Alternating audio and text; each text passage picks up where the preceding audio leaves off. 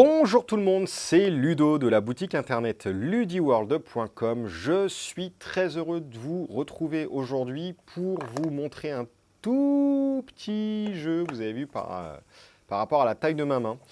Toute petite boîte, ça s'appelle Shy Monsters, ça vaut, je sais pas, une dizaine d'euros, ça vaut pas grand chose. C'est un jeu qui dure, allez, 5-10 minutes, c'est ultra rapide, ça se joue à 2 et 2 exclusivement. C'est un jeu minimaliste, j'adore les jeux minimalistes, peu de matériel, peu de volume de boîte, ça dure pas trop longtemps, bien souvent, et j'adore quand les jeux sont quand même intelligents. Et j'adore ce jeu-là. En gros, ça, c'est le Netrunner du pauvre. Bon, je schématise, c'est pas exactement ça, mais un petit peu. En gros, c'est un jeu asymétrique. Vous allez avoir un joueur qui va jouer le château, le donjon, en gros, et un joueur qui va jouer l'aventurier. Voici l'aventurier, en gros, c'est le runner qui va se déplacer et rentrer dans un château. Il va essayer de le traverser, d'en sortir vivant et de ne pas mourir. Pour cela, il dispose de deux actions possibles, la tuile attaquer et la tuile sauter par-dessus. Voilà, c'est tout bête. Le joueur qui joue l'assaillant du donjon, voilà, il y a ça pour le matérialiser et il y a ça. De l'autre côté, enfin après, il a une petite tuile d'aide. Vous allez voir un petit peu à quoi ça sert. Le joueur qui joue le donjon, il a également la même tuile d'aide qui va représenter un petit peu les monstres. Et il va avoir plein de tuiles à disposition. Il a 3 tuiles couloir. Il y a une tuile sortie. Il y a une tuile entrée du donjon. Hop. Et après, il va y avoir des monstres. Donc voilà, la tête un petit peu des monstres que l'on retrouve dans le donjon. On va mélanger les monstres. On va en piocher 2 qu'on va ajouter à sa main. Donc le joueur donjon, il a 1, 2, 3, 4, 5, 6 cartes dans sa main. La sortie, 3 couloirs, 2 monstres. Il va devoir fabriquer le premier étage d'un donjon et le joueur qui va s'aventurer dans le donjon devra essayer de s'en échapper. S'il arrive à sortir du premier étage, on virera le premier étage, on reprendra les couloirs, on virera les monstres qu'on aura révélés. S'il y a des monstres qu'on n'aura pas révélés, ils seront sortis du jeu. Bref, en fait, il faudra continuer à piocher pour faire avancer les monstres. Et le joueur donjon constituera son deuxième étage. Le héros devra essayer de s'en échapper. Et s'il y arrive, on passe au troisième et dernier étage. Si le joueur héros arrive à sortir du dernier étage, il a gagné la partie. Donc le joueur donjon, il va préparer un étage en mettant des tuiles face cachée qui communiquent toujours avec l'entrée. Naturellement, il peut mettre la sortie ici, mais enfin ça serait un peu débile. Donc on va fabriquer son donjon un petit peu comme on le désire, tant que les tuiles communiquent entre elles. Par exemple, je sais pas, j'ai fait totalement n'importe comment. À son tour de jeu, le héros va donc être sur l'entrée du donjon, il va se déplacer, il va faire ce qu'il veut, et on va révéler la tuile sur laquelle il arrive. Si c'est un couloir, très bien, il ne se passe rien.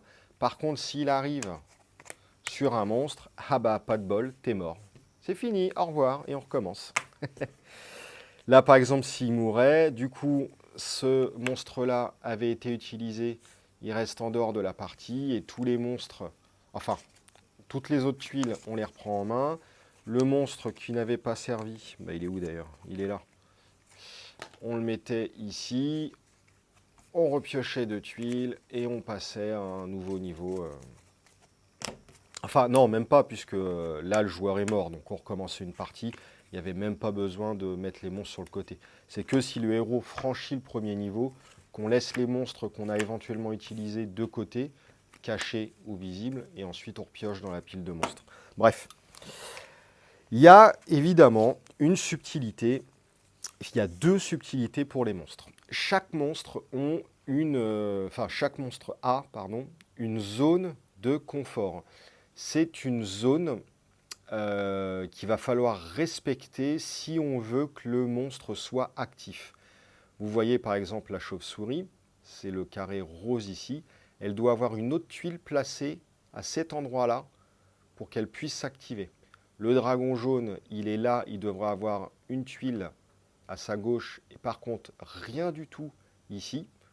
Le vert, il devra être encadré par 2 tuiles et ainsi de suite.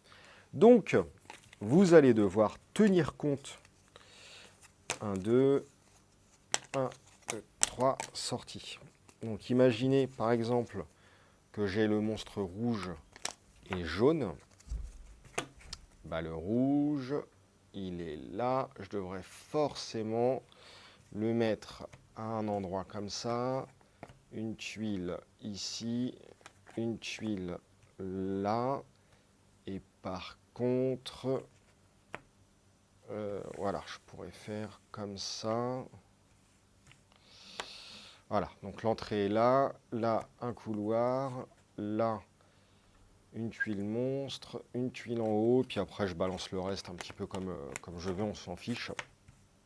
Mais voilà, c'est juste pour vous expliquer que les monstres ont une zone de confort à respecter si on veut que cela s'active. Il y a maintenant une deuxième règle, c'est que si 2 monstres sont côte à côte, il n'y a que le premier qui fonctionnera.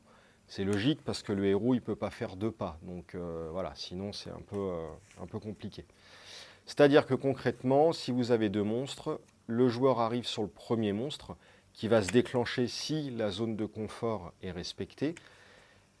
Imaginez ensuite que pour une raison ou une autre, le joueur ne meurt pas. Il arrive sur le deuxième monstre. Le deuxième monstre ne s'activera pas parce qu'il aura peur du premier monstre. D'où le nom Shy Monster. Donc voilà, il peut y avoir 2 monstres côte à côte, juste le deuxième à être révélé ne s'activera pas.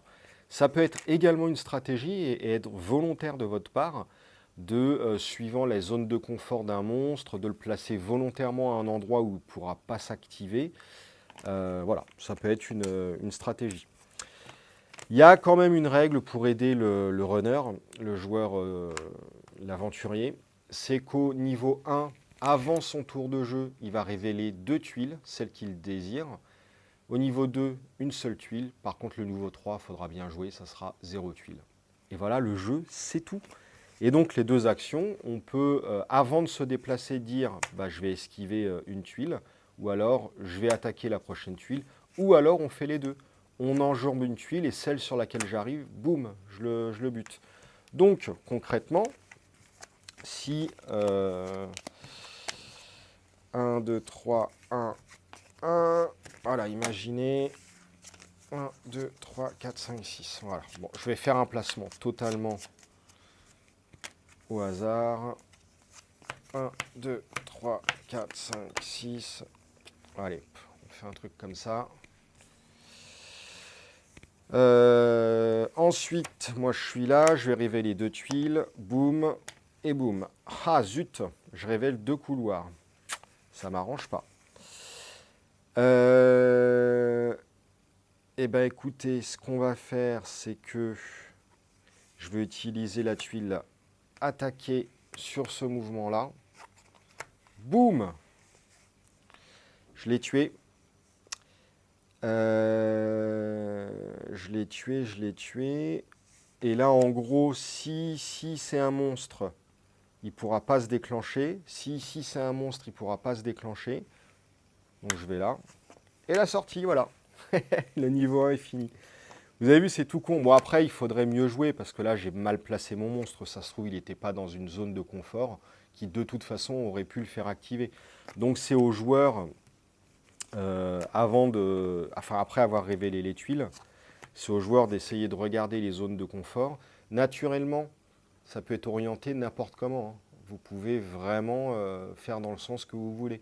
Donc, il y a quand même un peu de déduction. Côté joueur donjon, il y a beaucoup de bluff et tout ça. Enfin, voilà. Le jeu, c'est que ça. C'est ultra épuré. C'est 3 niveaux de 30 secondes. Enfin, c'est rien. C'est juste génial, génial, génial. Moi, je trouve que c'est le jeu pour jouer à 2 un des jeux parfaits pour les vacances. Très peu de matériel, ça dure pas longtemps, vous pouvez enchaîner les parties, un truc de ouf. Et voilà. Alors, il se peut qu'au moment où vous regardiez cette vidéo, je n'ai plus le jeu en stock. Mais malgré tout, n'hésitez pas à le commander et à le réserver parce que je commande assez régulièrement chez les fournisseurs et il se peut que ce soit juste une rupture ponctuelle du jeu et je le récupère sous quelques jours. Donc si vous n'êtes pas la journée près, il n'y a aucun problème.